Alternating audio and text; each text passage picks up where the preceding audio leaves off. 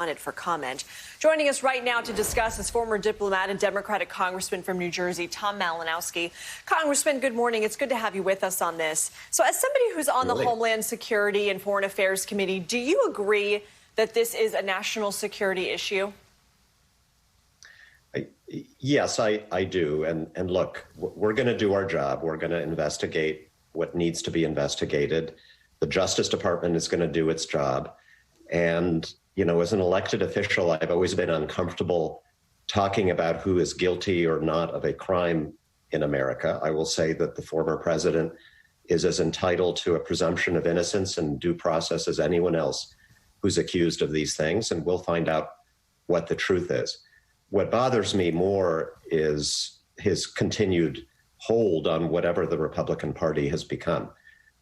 President Trump, former President Trump, is a constituent of mine for the summer. He's in Bedminster, New Jersey, right, in my district. And every single day and week, we are seeing a parade of Republican leaders and assorted crazies coming to my district to kiss his ring and raise a lot of money. And most of them stop and endorse my opponent in the congressional election while they're at it. That's the part that makes me worry about America's future. I mean, that said, there was huge news this week, too. Trump is defending his comments now about those election results after the House Oversight Committee released some really damaging documents showing that he allegedly pressured the Justice Department to say the election was corrupt. How concerned are you about the continuation here of the baseless election fraud claims, and what, if anything, can Congress do about it? I'm concerned because it's not just the past, it's the present.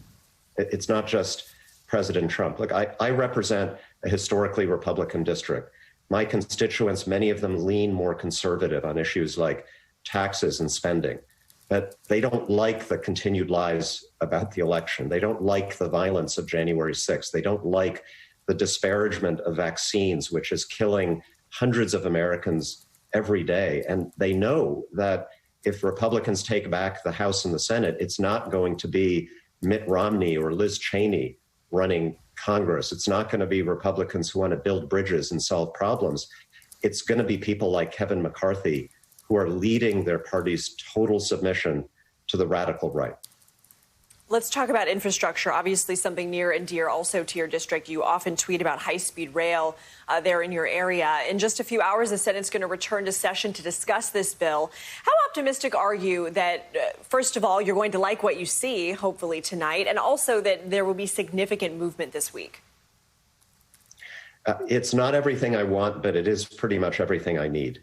This is a bill, first of all, that creates massive numbers of really good jobs, the kind that you can't automate, the kind that you can't outsource to another country. It builds a lot more than just bridges and highways and roads. This is about broadband internet. It's about the water pipes that deliver water to our homes. It's about massively upgrading our national power grid, so important for anyone who wants us to move to clean energy in America. And so, look, I think it's a good bill. I think the Senate's going to pass it. I think we're going to pass it.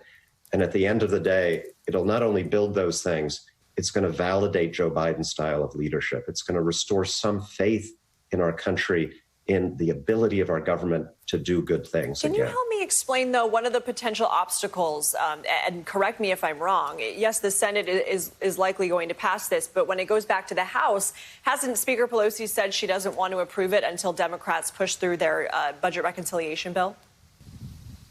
Yeah, look, I'd be ready to vote for it now. There is a complicated choreography because there's more that we want to achieve this year, including through a budget reconciliation bill. If and when the Senate passes it, it's just a matter of timing of when we take this up in the House. It will be taken up. It will be passed. It will go to Joe Biden. It's going to become law. All right. Congressman Tom Malinowski, thank you so much.